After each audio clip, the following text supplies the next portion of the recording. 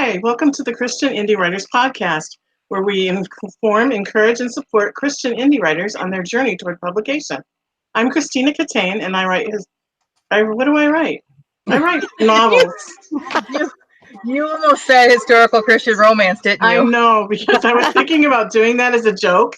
And go ahead. Christian dystopian fiction is what you write. That's right. That's what I meant to say. And I'm Jamie Hirschberger. I write short fiction under the pen name J.R. Nichols. I'm Jennifer Carl Tong, and I write historical Christian romance. I'm Rhonda Hagerman, and I write fiction and nonfiction. Awesome. Okay, so today we are going to start, like we always do, with a little episode we like to call What's Up, and that's where we go around and tell each other what's going on in our personal lives. So since I see Jamie's beautiful face in front of me really big, I'm going to start with you, Jamie. What's up? Well, I would just like to say happy birthday to my hubby. Aww. Happy birthday, hubby. And do you guys remember when we talked about writing as a gift? And I think I've got in my drive something that I wrote for him for his birthday. So I'm going to take a look at it and edit it up and send it over to him. Surprise, hubby. Well, you know. So hopefully I will have that done today. And just happy birthday to a great husband and dad. Hopefully you get that done before he watches the podcast. Yeah, no. Probably not. He might be tuning in live right now. I'm not sure. We'll see. Okay, what about you, Jennifer? Well, I am really tired today. I've had trouble sleeping and been having leg cramps. We were just talking about that before we started, that it could be my thyroid medicine. But on a positive note, Father's Day was this last weekend, and I successfully surprised my husband with checking off one of our bucket list items. We always, every year, would say, we'd be sitting in church, and then Rainey would say, some year I want to go to the Tigers game for Father's Day. But then it's too late at that point, right? So this year we got up, the girls gave him his presents like they made at school. Then they gave him a Tigers t-shirt, which he has about 40 of them. I don't know why he bought another one, but he got another one. And then we said, and we're not going to church today. He was like, what? I'm like, we're going to the Tigers game. So huge surprise. He was so excited. It rained the entire time. They lost like 0-8, but we still had a really good time. We really and then it stopped raining at the end of the game. And my middle daughter said, can we go get some pastries? I'm like, at Astoria? She's like, yeah. I'm like, in Greektown?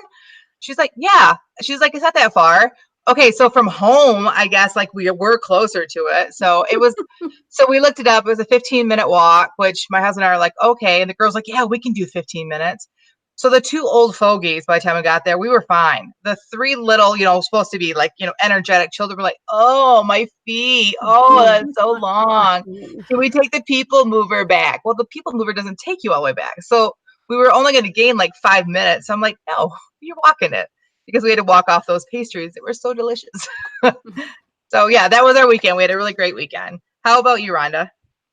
Well, I'm in Rogers City right now, which is our place up north, and I'm sitting in the famous spot where Jennifer Carl Tong wrote her Searching for Anna story. Oh, so I'm looking for inspiration and maybe my own novella to come out of me today or this weekend while we're here.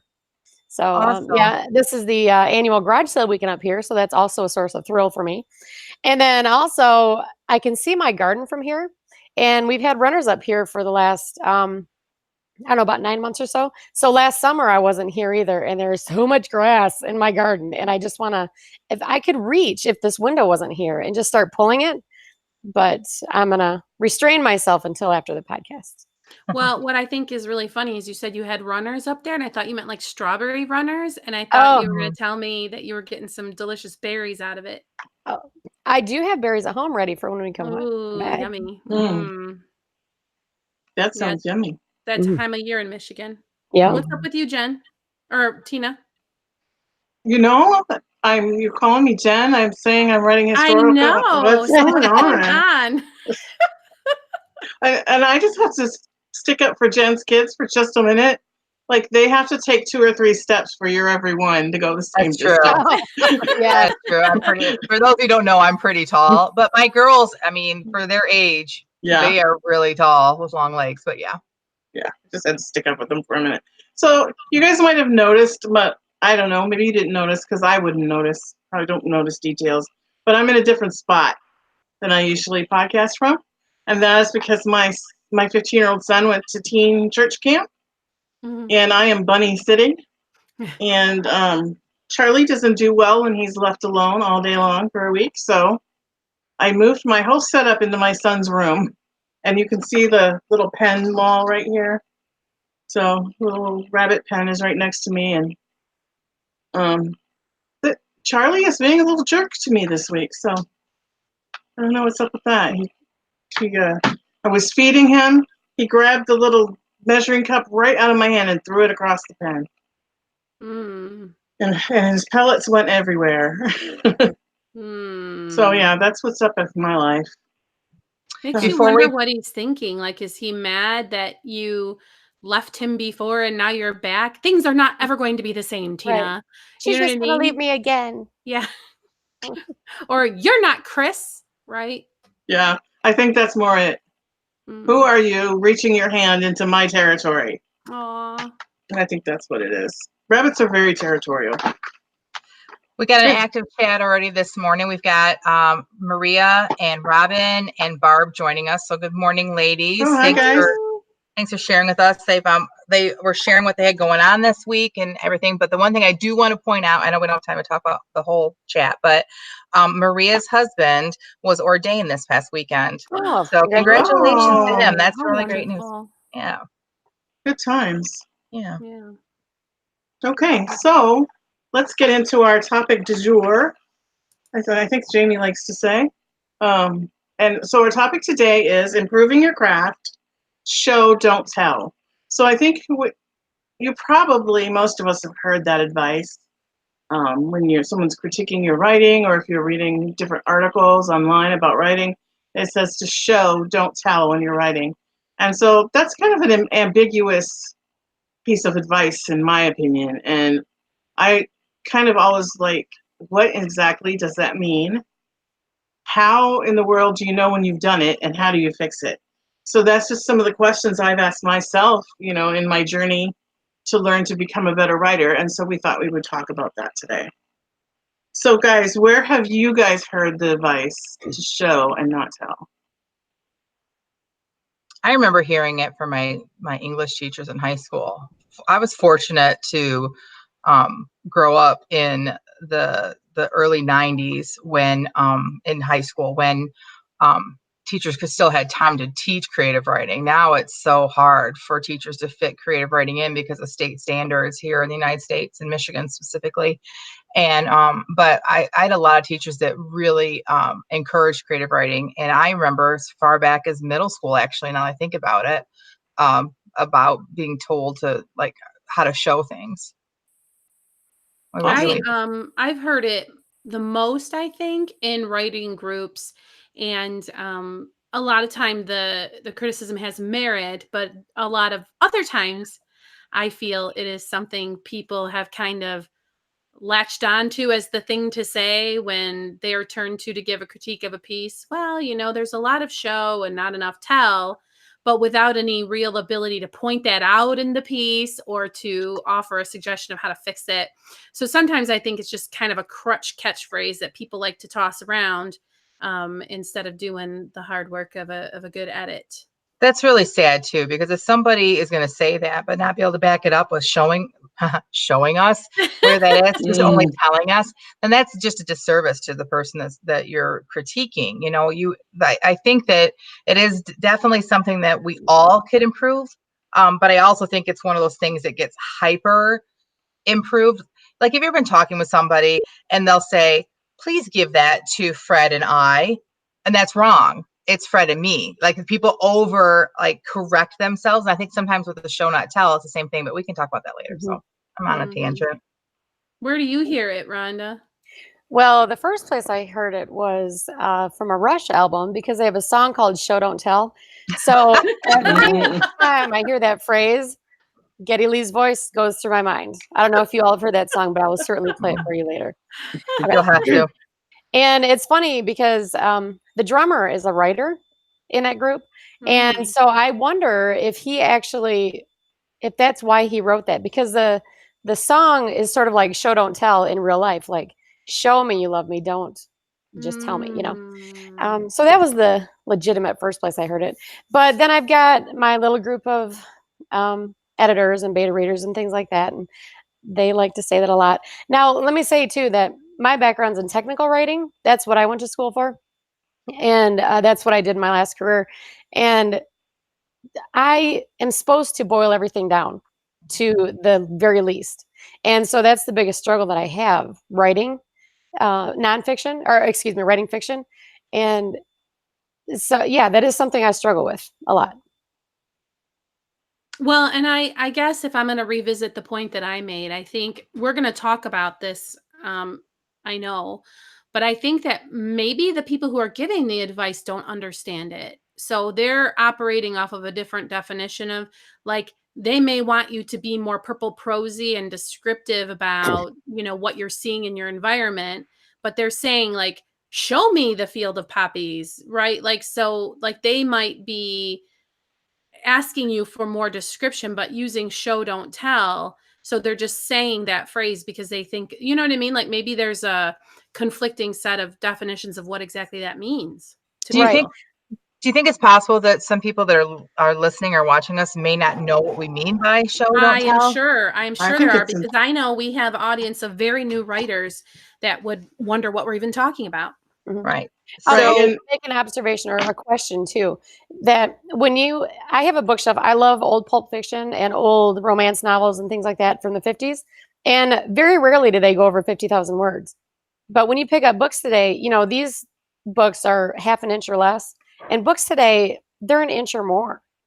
So do you think that's because people are so busy showing every single thing instead of just telling what could be told? I think that's genre related too, because I mean, I have a lot of classic books that are twice as big as my book, so I think that maybe genre related, but. Like if you actually read Les Mis, that is a huge book. Mm-hmm. And there's a whole lot of showing. There's also a whole lot of telling, let me tell you. That's Yeah. true. This True. and this happened in the French Revolution. Blah. Okay, sorry. Which I think that's something that we'll get to later that I really feel strongly about, that you have to balance it. I think that you need to sometimes just tell it in a story. And the more you write, the more that you'll get a feel for that. But so back what I was saying, let's back up a little bit and just kind of touch on what exactly we mean by show not tell. When somebody says, Fred was angry, okay, that's telling us. But when we read it as Fred clenched his fists, that's showing us. So you may not come out and say they're angry, but you can show us in the story the different emotions and like that. So that's what we're talking about, kind of, unless you guys have better example.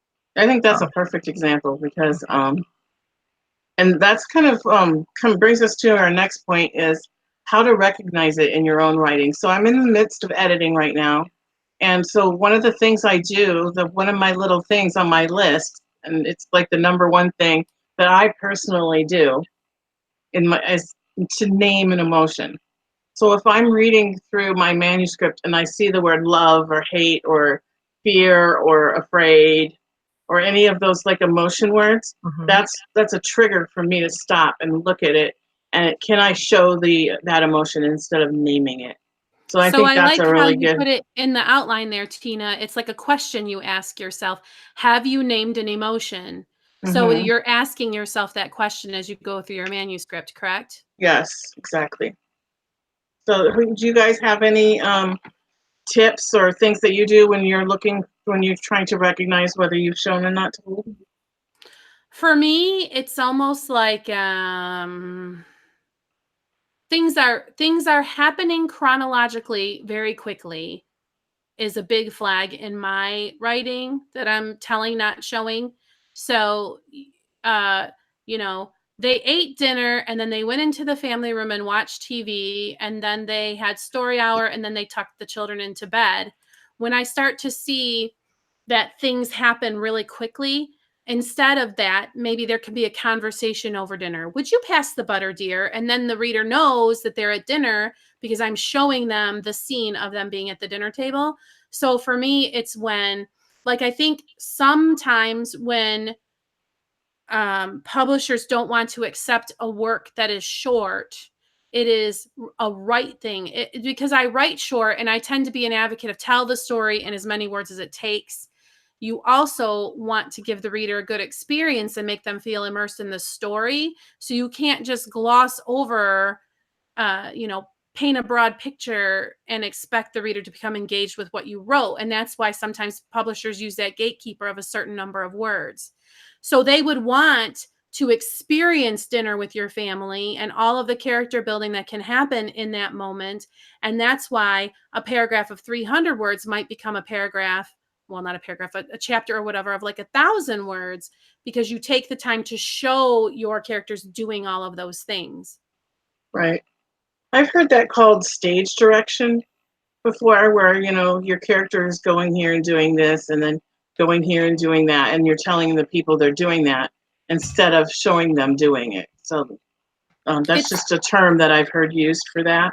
Well, and I know I've said it once, but what a wasted opportunity, because, when so-and-so asks the butter, do they say please, or are they demanding? When so-and-so passes the butter, are they cheerful about it, or are they sulking, or whatever? You can build so much character if you take the time to show your reader what happens in a scene. Yeah. All right. So speaking of that, we have a question in our discussion. Do you tell an emotion if not the point of view character? Like the main character wouldn't necessarily pick up on the fact that the other person is experiencing elevated heart rate.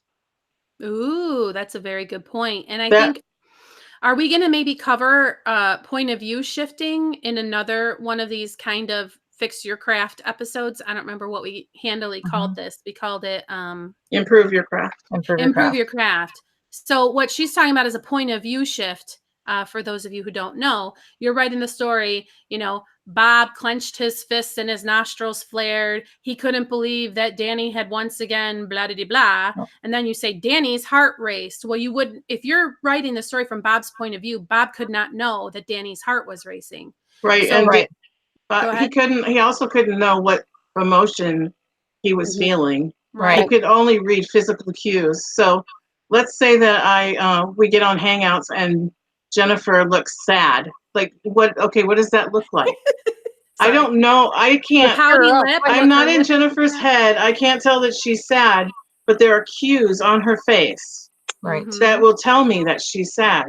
Slumping so then shoulders, you could, even. Yeah, you could say, character one looked at character two, and they were kind of drooped down and they were frowning, and you can describe those cues, and you wouldn't even have to use the word sad because we all know instinctually what those cues are. Right. And on the flip side of that too, if you are in your main character's voice, you can't say that your main character is blushing because the main character can't see themselves. Now you can say that the main character felt heat in their cheeks, that they started to feel warm, that they could feel the heat creep up, but it has to be more about the feeling, not about anything visual. Like blushing is a visual thing that you would pick up on. So unless they're looking in a mirror. Well, yes, you can't obviously. Tell, right, obviously. So to answer the question, I think yes, you need to show the emotions of the non-main characters that are in the scene, but you have to make sure that it's through the eyes of the main character, and that they cannot judge what the emotion is. They have to just see the visual things. And I sometimes struggle with that. I sometimes will say, she looked at him mysteriously. Well, how do you know it's mysteriously? Like, so Jamie caught some of those things when she was editing my most recent book, that there were a few things like that. But we talked about that a little bit too. Like, I wasn't sure if I really struggled with show not tell, and Jamie's like, I'll save that for the podcast. And so I was a little nervous about this podcast.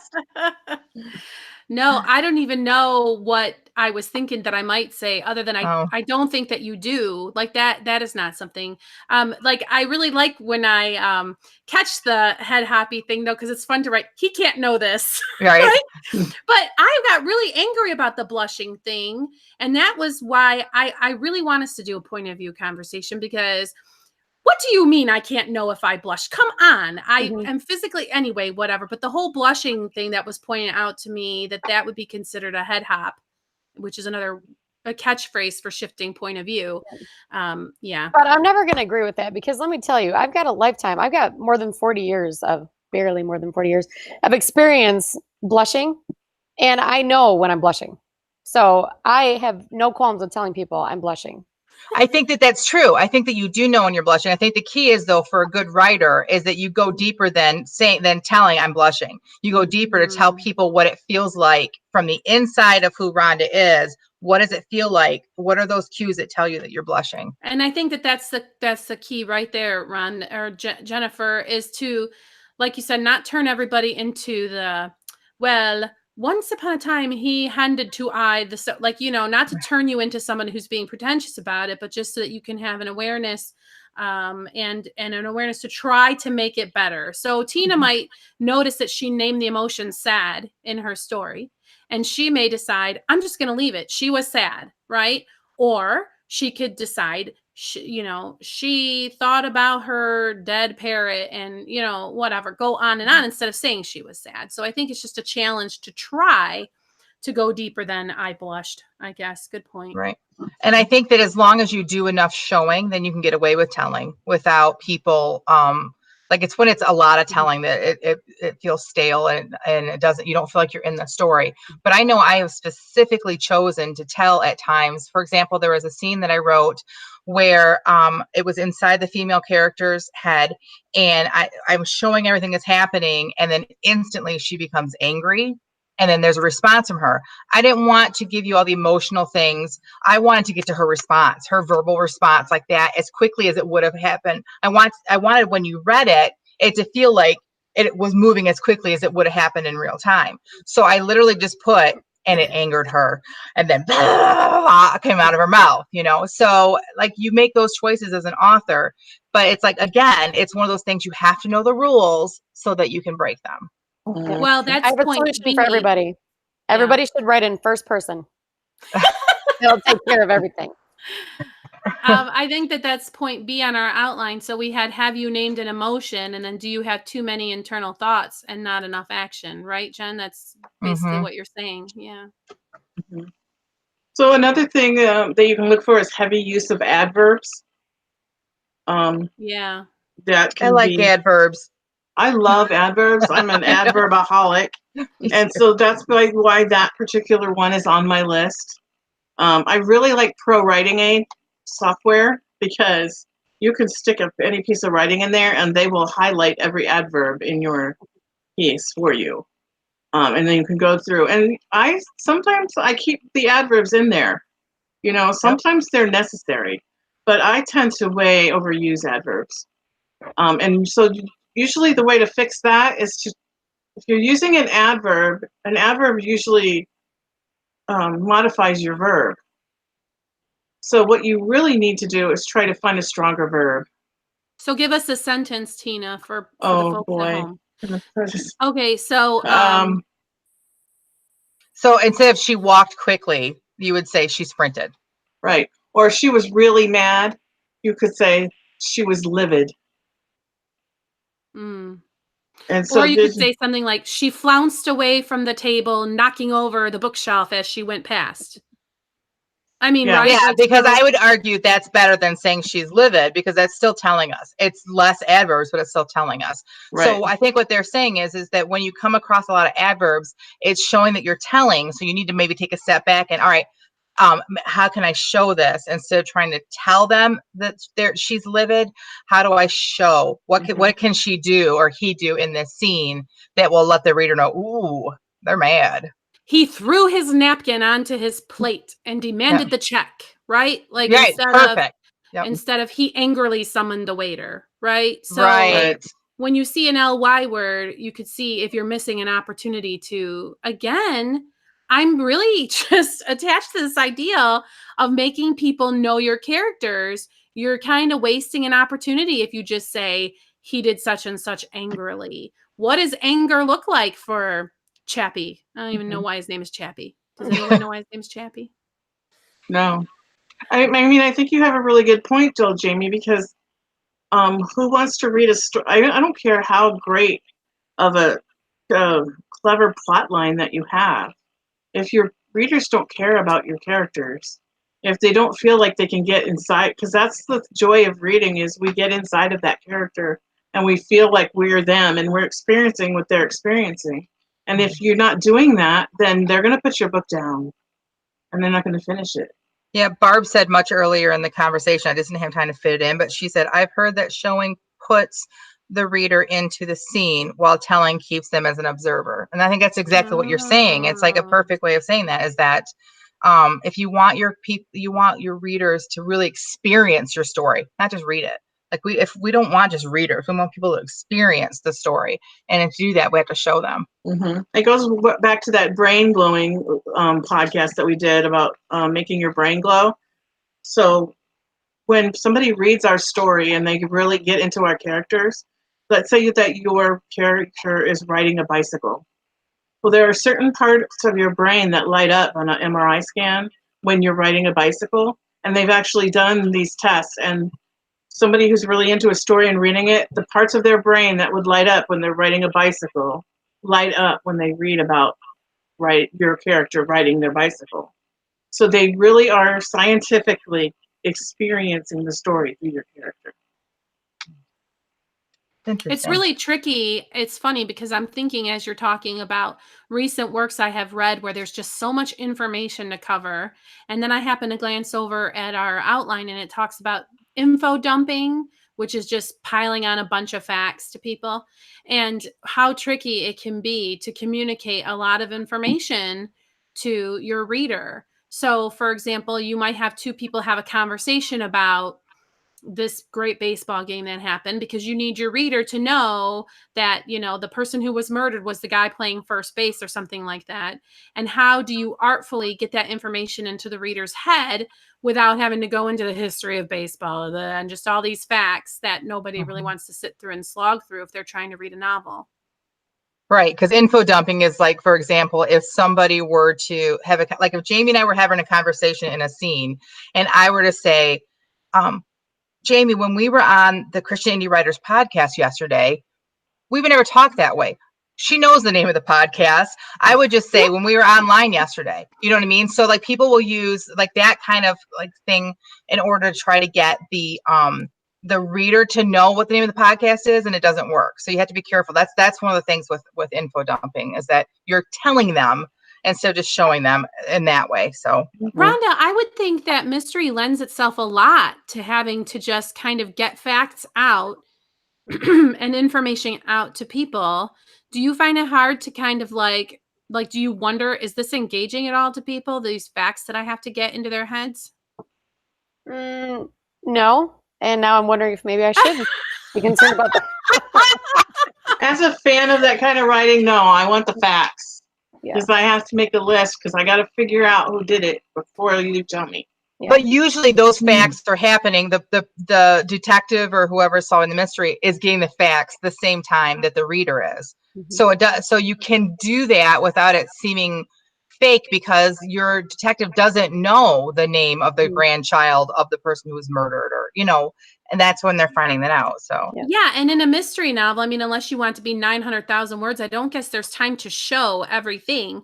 Like if you have a whole big bunch of suspects, you can't be like showing the whole history of the hometown of the suspect or just kind of whatever. Right. Like you need to kind of cut to the chase. Yeah, but then it's also a device to show maybe one or two things that are a red herring. So see, there's the balance we were talking about. Yeah, awesome. Yeah. Okay, so I think we covered pretty much all that we were going to talk about. Does anyone feel like we're missing anything? Were there any questions, comments from the chat? I want to hear about Jennifer's exercise she used to give her students to try to fix. Oh, yeah, I forgot about that. So I used to teach high school English to honors kids. And a lot of the struggle with honors kids is they want you to tell them the correct answer so they can memorize it and then turn around and spit it back out to you because they want to get that A. And my children are honors kids too. So like I really get these kids. And so before I would even teach them the show not tell or anything like that, I would do this writing exercise with them to get it to kind of get their juices going. And I would take cotton balls and I would put coffee on some cotton balls, put them in a Ziploc bag, and I put vanilla on some cotton balls, put them in a Ziploc bag, put like either laundry soap or Lysol or something on, and then alcohol, like rubbing alcohol. Like I did like 3 or 4 different, and then they'd pass the bag around and then they would smell in the bag and the first bag, they created a memory in them that they wanted to write about, they would pull that out. And then they kept that cotton ball with them, and they passed the bags around. Yeah. And what that does is that you start to like all of a sudden you're starting to use a sense other than your vision. So they started, so that's the whole point. So that's just your scent. But then after they did that, it was fun for them. They got to write about, some people, like when they would smell coffee, they would talk about the first time their parents let them have coffee, or how they like to go in the morning for school and get like iced coffee, whatever. And then you have one kid that writes about this really mean uncle that they had that they couldn't stand, and their breath always smelled like stale coffee, and they could never stand coffee. You know what I mean? So scent brings out something in us. And then after that, then I would have a lesson on using other senses when writing, not just vision. And then they would have an assignment where they weren't able to talk about what anything looked like, but they had to describe something to us without using any visual type of talk. And so I think that if this is something you struggle with, everyone out there watching us knows what fans we are of writing sprints and of writing prompts to get your juices flowing. This would be a great thing for you to do. Go into a coffee shop and just sit down and take a big whiff, and whatever you smell, write about it. Walk into Walmart. There's lots of scents there. Go find or do the same thing.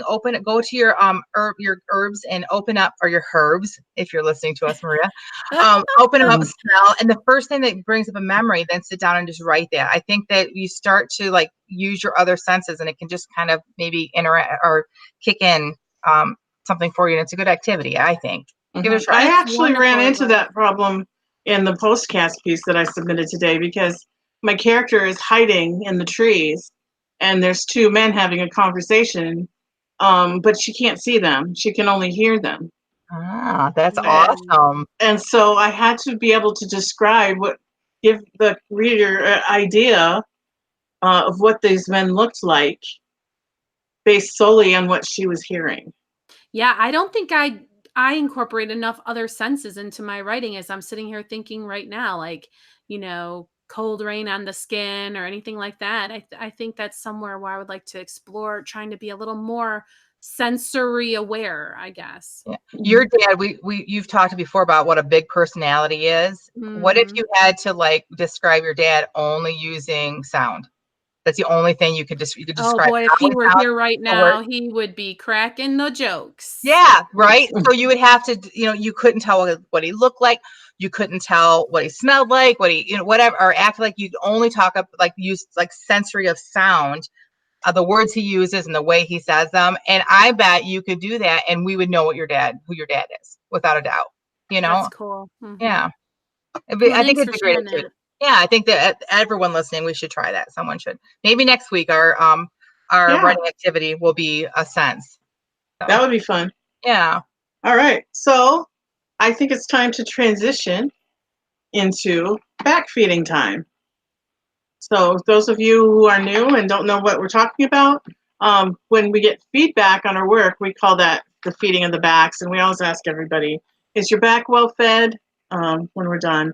And so we call this time the feeding of the backs. And that's when, so we tweeted out our story prompts before the podcast started, and we set a timer, and we had 15 minutes to write a story based on that writing prompt. And now we're going to share what we wrote. So let's start with Rhonda, because Rhonda never goes first. Oh, all righty. Well, you're in for a treat. All right. Maybe we should tell the prompt first. Oh yeah. You're peeking into somebody's window. What do you see? Did I get it right? Yes. Yep. I picked it. I'm very proud of myself. It's a neighbor. You're peeking into the neighbor. Yeah. Oh. All right. I knock again, harder this time. Maybe they're in the kitchen. Climbing down from the porch, I walk over to the large picture window, but it's just high enough that my 5'2" frame can't see in. I look around for something to stand on, but see no good candidates.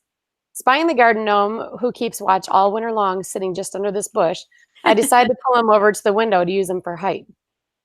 Well, this is going to be harder than I thought, I realized. Even though we've had no snow yet, the ground was frozen, and little Mr. Gnome was stuck like a tree stump into it. I push at it to no avail. After a few minutes' work at this new mission, I've become obsessed and have forgotten why I came here in the first place. I ponder for a moment, chewing on a cookie I had absent-mindedly taken out of the tin. I've got to get him to the window so I can stand on him, I determined. I give him another push, kneeling on the frozen ground to do so. You're not going to beat me, Nomi. My lack of upper body strength is really coming into play here, so I give up on that and give him a good push with my foot. I'm motivated by the slight give, I feel, so I push on him again, then again. Annie? Marty's behind me. I freeze in place, wondering what he saw. Unfortunately, my foot stops in place right over the statue's face. Annie, why are you kicking Mr. Greensleeves in the face? Oh no, how long has he been there? Of all the members of this family, why did he have to be the one to see me like this? The end. Mr. Greensleeves. Oh, I love it. You're not gonna beat me, Nomi. Okay. So I have the perfect show, don't tell. Okay, I know this is a sprint. I'm not critiquing myself, but my character thought, I've got to get him to the window so I can stand on him. She knows she's got to stand on. She knows what she's doing.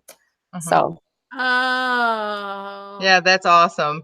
And I know we can totally see this gnome. I mean, he's got green sleeves, clearly. yeah. Right.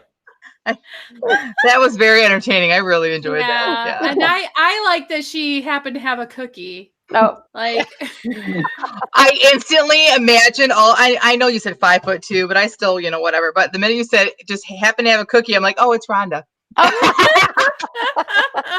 Well, she said she absentmindedly took it from the tin, so I was guessing that she was bringing them a tin of cookies to the neighbors. And she ate As she them. was eating my them. goodness, My that's mystery hilarious.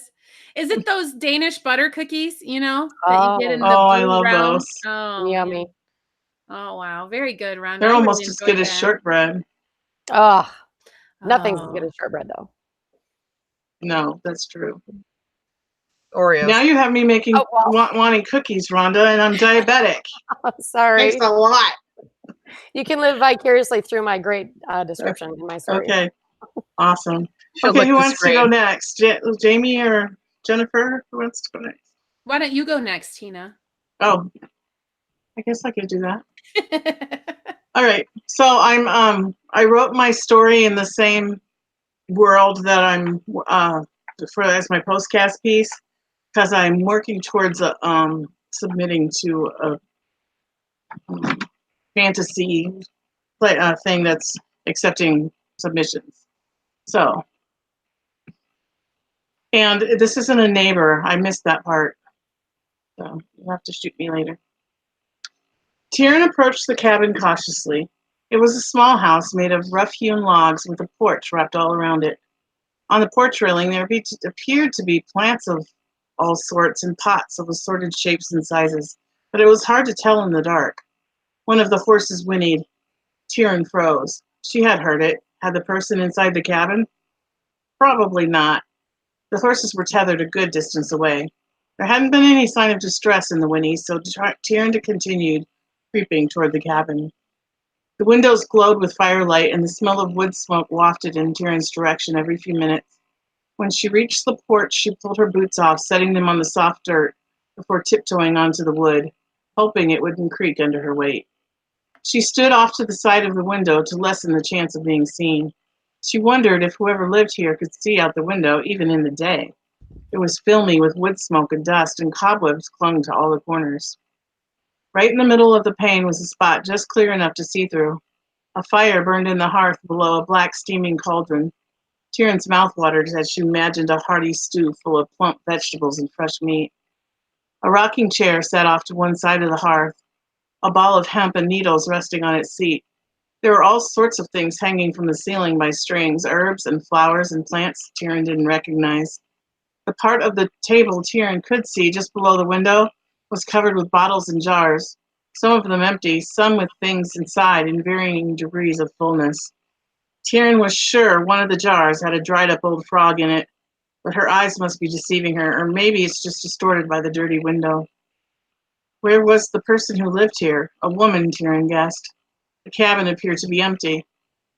Not a very noble thing, I'd say, said a voice behind her. For a child of prophecy to be sneaking around, peering in people's windows at night. Tyrion spun around to find a little hunched old lady standing behind her. How in the world had she managed to sneak up on her like that? Her gnarled hands clutched a knobby walking stick, and her long gray hair hung in strings from the hood of her cloak. Was that a wart or a mole on the tip of her bulbous nose? 3, 2, 1.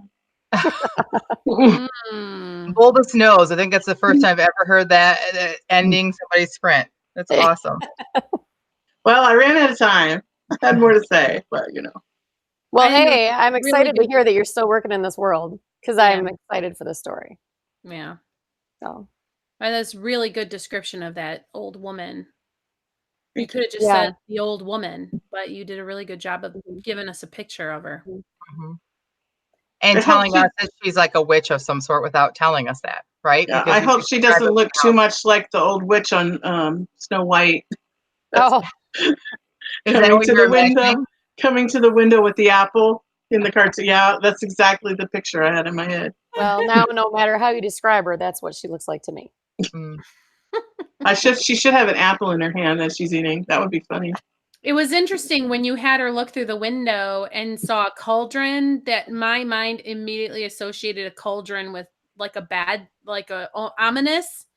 And then your character was like, she imagined stew. And I'm like, oh, yeah, because this character would think there would be food. Like cauldrons would not be sort of out of place. Mm-hmm. Right. But Yeah. was it like Hansel and Gretel stew? Or- We'll have to Ew. You'll have to buy the book to find out. All right, I will. Jennifer, ew. That just made my stomach turn. Well, Jennifer, you always have to go first. So I'll give you the privilege of being last if you like, and I can go All next. right. That's All fine with me. Prompt, peek in a neighbor's window. What do you see? 3, 2, no, just kidding. The Chevy Compact sat in the driveway like a toad, squat and round. If I'd had any doubt that this was her car, it was removed when I saw the vanity plate. TWLT SPRKL, a homage to her favorite My Little Pony. I rolled my eyes at this further example of why Ted should be dating me and not her. My eyes flicked first to Ted's black on black Silverado half ton, parked next to the ridiculous Ponymobile, then to my own driveway and the white Silverado half ton parked in it, the salt to his pepper. Why couldn't he see how much we had in common? I looked up and down the street, though it was ridiculous to believe I'd actually see anyone coming from more than a couple houses down at this late hour, then slipped out the front door. I walked casually across the street as though I'd been invited over for a late night card game. But instead of heading round Ted's truck and up the front walk, I slipped in between the truck and the toad and pressed my hands to the window to afford myself a good look inside. The first thing that caught my eye was the Twilight Sparkle figurine that had been mounted to the dashboard. The second thing that caught my eye was the condition of the car's interior. What a mess. Twilight Sparkle seemed to reign over a dust-filled domain. Casting my eyes down, I noticed the empty water bottles, crumbs, and other debris littered the floor mats. There was a tote bag stuffed full of papers on the passenger seat. I stood and shook my head again. How had he come to find her? I wondered. More importantly, how had he found it possible to ignore me? The porch light came on and I froze. I heard the sound of the door opening and sound spilling out from the interior of Fred's house, television noise most likely, and floating above that, the sound of her voice, cheery and laughing. I still can't believe that was the first episode you've seen, she said. Thinking quickly, I walked around the front of Ted's truck and lifted a hand in greeting. Hi, sorry, I say. I just came over because I thought one of your tires looked flat. That was nice of you, she said, and the tilt of her head and warmth of her smile told me she was being genuine. 3, 2, 1.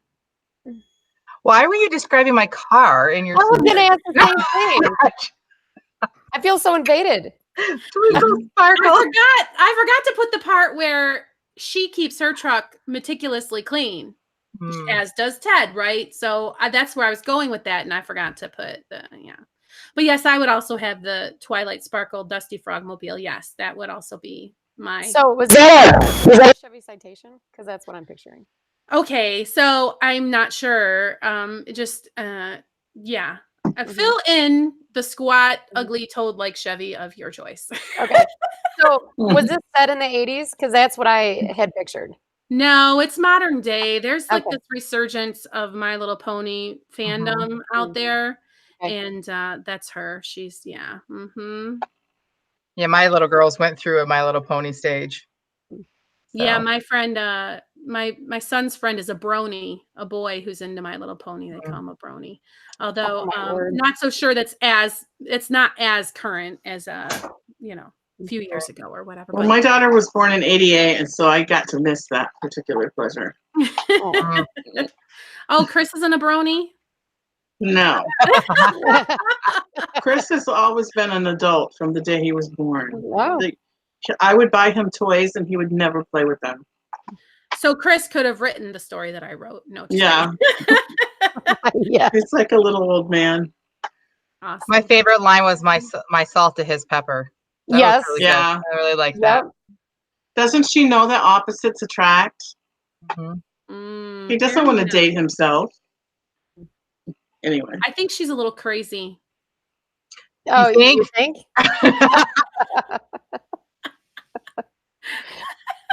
well, I take exception to that because I've done stuff like that before, and I'm not a little crazy. Anymore? Okay. Jennifer's face. All right, I'm Jennifer. really liking that we use Hangouts now as opposed to what we used to do where our faces were all the same size, because lots of times my face is little, which it needs to be, because I know I make some faces. Well, I'm not really sure if I agree with that, Or like the shock. Yeah, Well, we now I should, feel like I need to go back and watch this to find out what face she made when I said I wasn't crazy. we should do some screen grabs as part of a writing sprint and have to Oh, describe yeah. what the person is thinking in the screen grab. I did screen grabs and put them on Instagram once. Remember, that was my faces. I remember that one. That was great. Mm-hmm. Okay, Jennifer, All is right. your back well fed? Jamie? Oh yes, thank you. Jennifer's Okay. turn. There's a lot of problems with this. I know because I was going so fast, but here we go. Denise knocked again. She was certain that she had seen her neighbor pull into his driveway, and she was also certain that she hadn't seen him drive back out. He had to be somewhere in the house, maybe in his basement, she mused, though since she had never been in the man's house, she didn't know if his basement was a place the man would be for any length of time. Maybe his laundry room was down there. Denise doubted that, since his condo should be the mirror image of her own, and her laundry was on the first floor just off the garage. Still, she had been knocking for 5 minutes, and that was after a good 3 minutes of ringing the doorbell. She looked at the box she'd carried over from her condo. It had mistakenly been delivered to her address, but the mail person had left in such a hurry that Denise had been unable to stop her and tell her that she didn't have a subscription to Fresh Chef. When she saw her neighbor pull in, she had carried the package over, but here she stood nearly 10 minutes later, still holding the box. She thought briefly about just leaving the box on the porch. What if he didn't see it and the food went bad? Well, that is what the mail person would have done, isn't it? She decided to leave it. As she walked away, movement in the basement window caught her eye. Without thinking, she stepped closer and crouched to see in. Just as she thought, her neighbor was there. But he wasn't doing laundry. He was lifting weights. As she watched, he took off a pair of Bluetooth headphones, the reason he hadn't heard her knocking. Then, to her surprise, he followed by removing his sweatshirt. His back was to her, but the display of muscles made her wonder how good he looked from the front.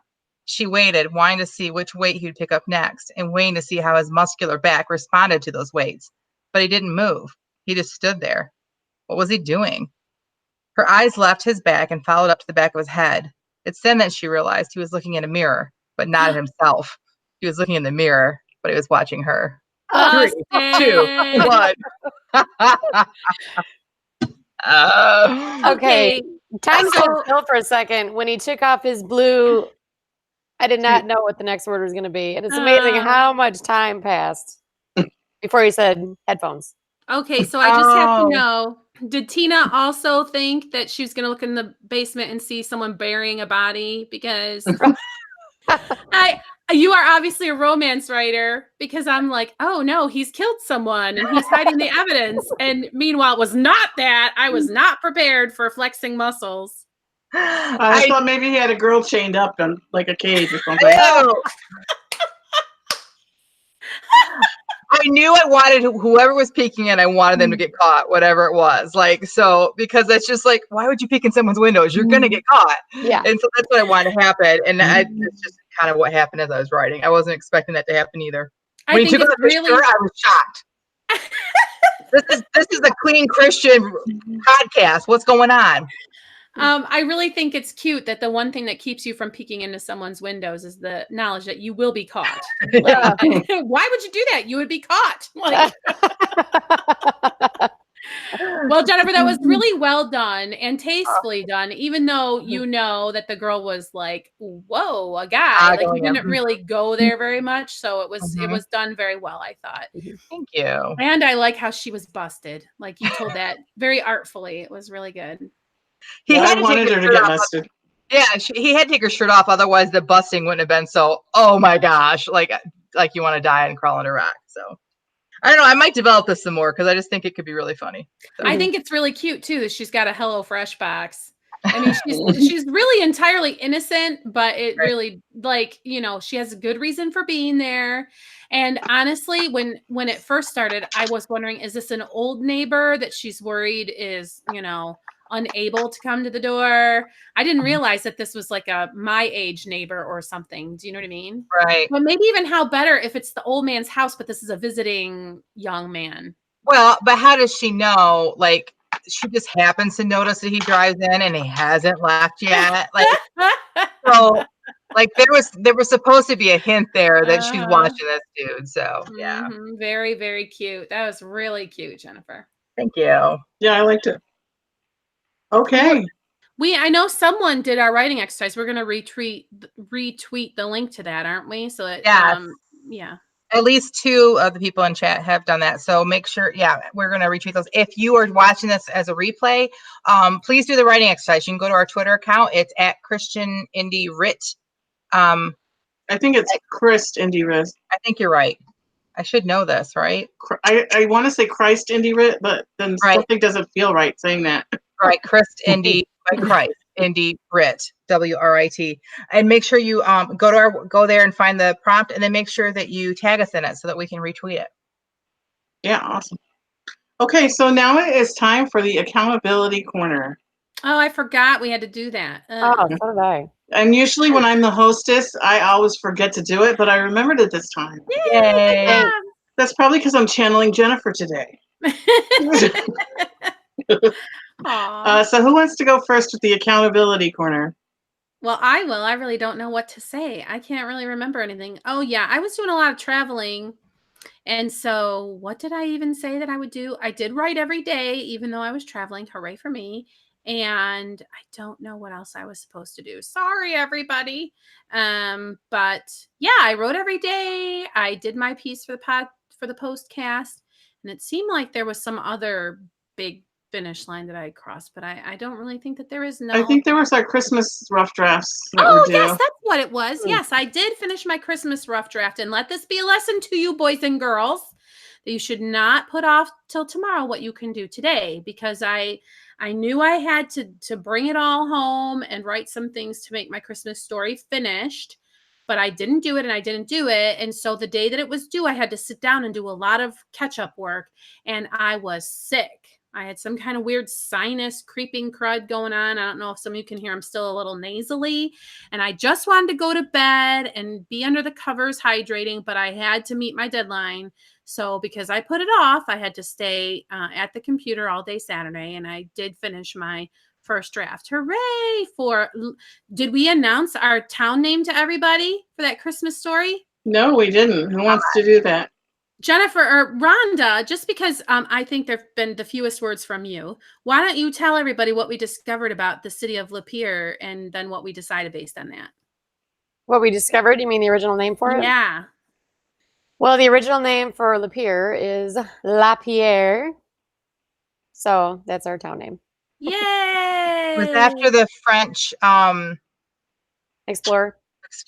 Was it explorer or was he a missionary? I couldn't remember. But anyway. He was one of the explorers that helped plot out or bring people to Michigan in the early 1800s. So, like, why did he want people to come to Michigan? He thought Well, actually, He didn't. And I kind of suspect that maybe he didn't do his job completely, but he told everybody that Michigan was a big swampland and there was Really? no good farmland, and that basically the center of it was just muddy and just horrible. So I I kind of like to go both ways. Either he wanted Michigan to just stay pristine and beautiful the way that it really still is, or he just got into some swampy area and said, well, the rest of it's like swamp too. So then why is he credited for like bringing scads of population there? Well, he did a lot of mapping, Hmm. and he's not really credited with bringing scads. He was credited with being one of the first to explore Michigan and tell Mm. everybody what it was like.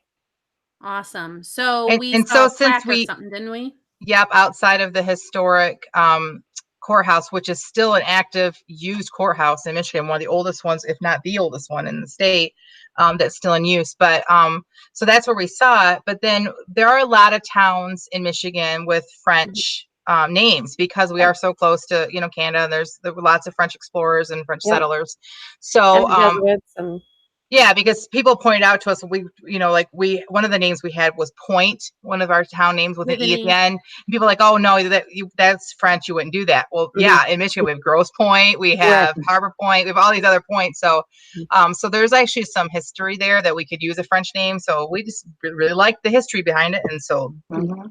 we didn't like any of the other ones we had originally put out there for Well, suggested. not all But- of it.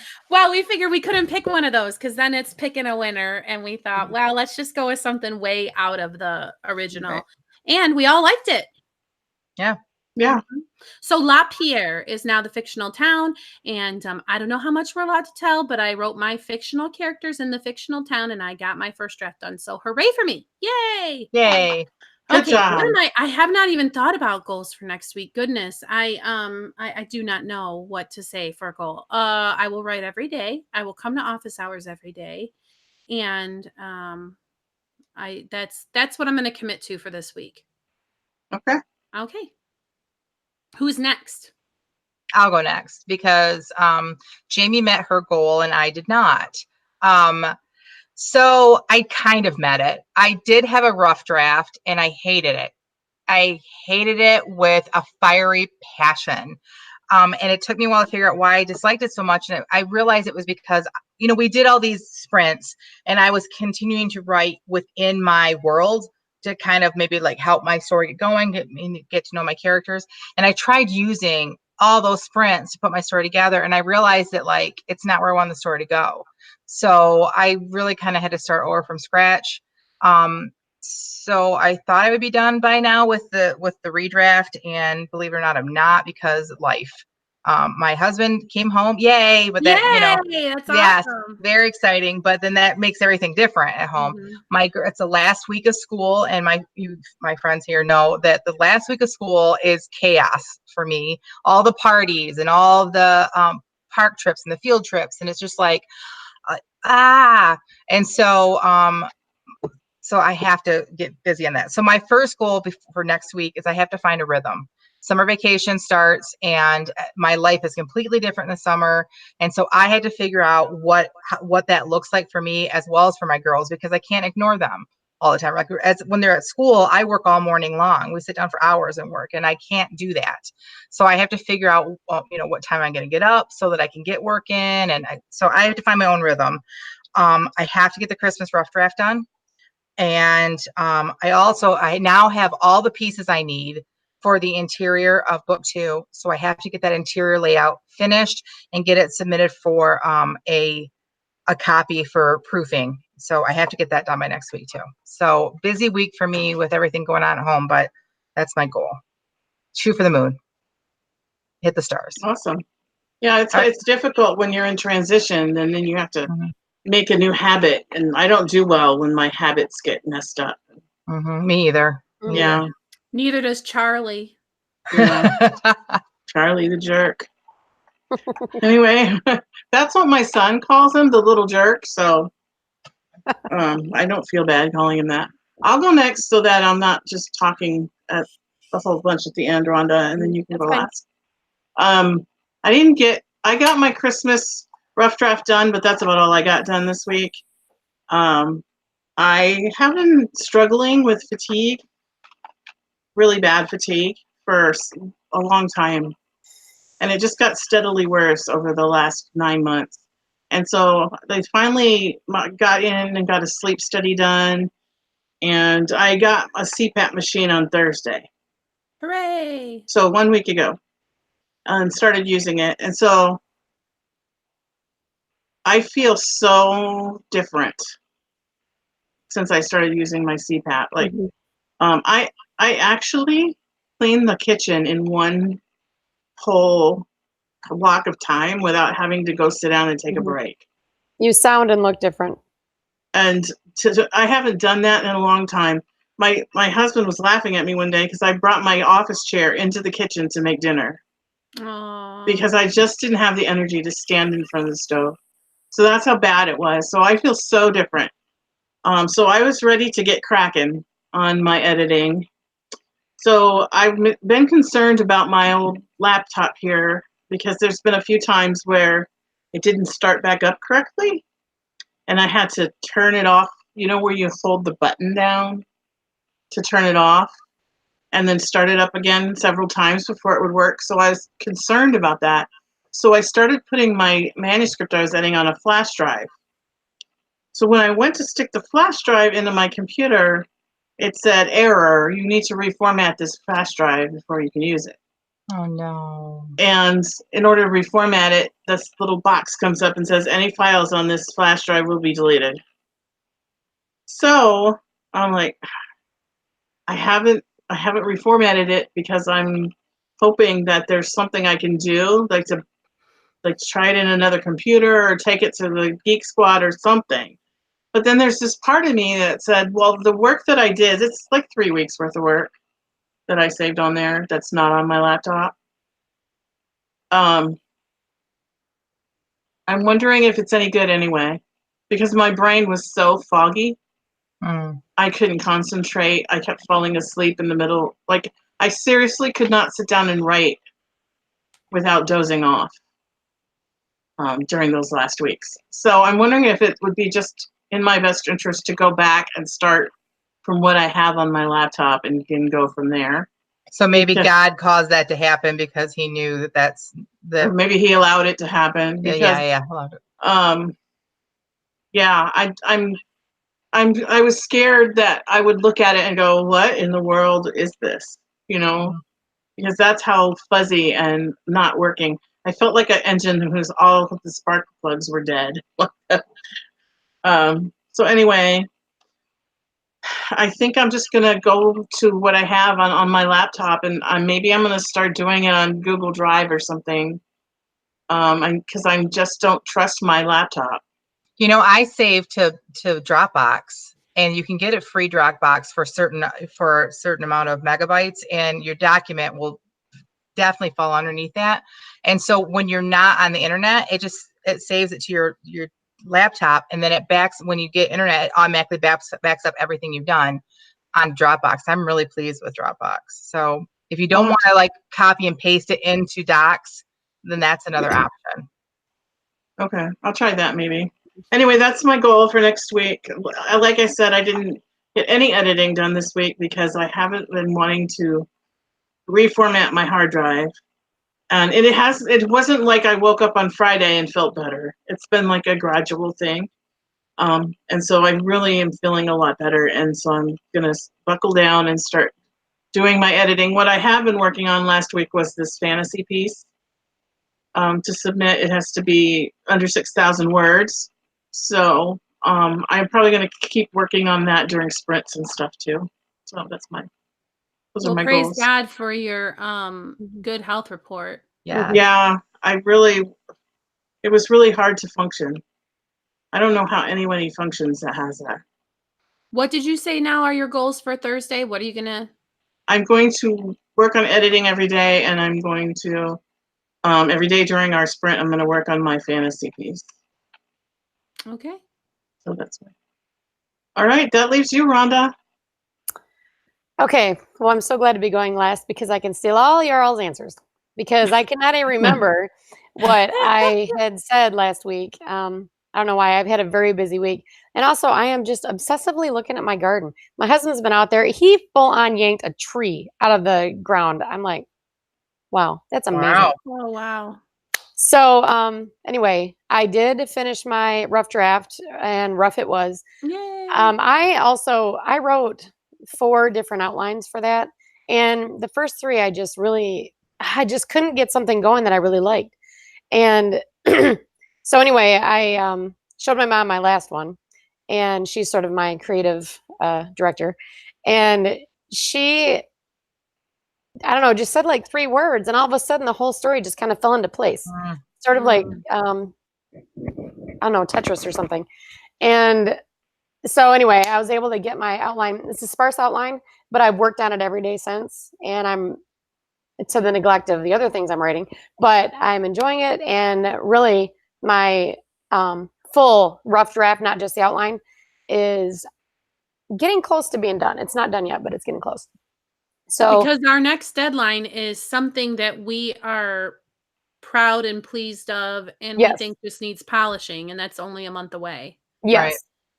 So my goal for Thursday is to get my rough draft done, the one that would be due on the 15th, because an overall goal I have is to quit doing things 2 days before the deadline. We should start a club. We should, yes. But really, Procrastinating. I get my best ideas and my brightest inspiration when I am under a deadline like that, and I need to figure out how not to do that. So that's what I'm doing now. I don't know how, but I've completely forgotten about my nonfiction. That my original deadline was April 11th to have it actually in Amazon, and so let's see, this is June, so that was A little over 2 months ago. So let's make it just a solid 90 days behind. And so I'm going to make that July 11th. I'm going to have it published. I'm going to have a published copy in my hand. And between that and my Christmas compilation, those are the 2 things I'm focusing on right now. So hold on though, because the July 11th deadline, let's sit there for a second, because this is not you needing inspiration. This is like you have to solve some technical issues, correct? Like, I mean, is it really possible for you to have it done by Yes. July 11th? Yes, because I really need to just it's button the chair work is what it is. Okay. Okay. So restate your goals then, because it sounded like a lot of stuff. Not really, because I've got really good momentum on the Christmas compilation. And if I have that done by this Thursday, a week from today, then I don't have to think about that again until the next deadline, July 15th. I'll have that accomplished. Okay. So now my Z story, that one's being sort of pushed off right now, but I'm working on that. I'm still doing sprints on it and that sort of thing. Yeah. So what are you like writing? Writing that Christmas compilation. Oh, okay, right. Because I remember now your like first draft was like bullet points. That's right. So now Pretty you much, got to go and fill in. Got it. Okay. Yep. All right. On the chat, a couple of our listeners said that they're off. All right. So Maria says her office hours are going really well. Robin and she have started meeting up some afternoons on Google Hangouts and really enjoying it. And they feel like feels like having a proper colleague. And Robin agrees. She said, yes, it's been good so far. Looking forward to all the productivity. So that's a blessing to us, you two. The fact that like we have like encouraged you and helped you to do that. And we just like, that's just awesome. So happy for you guys. It is awesome. Mhm. Yeah. Okay, so we're a little bit over time, but that's okay. I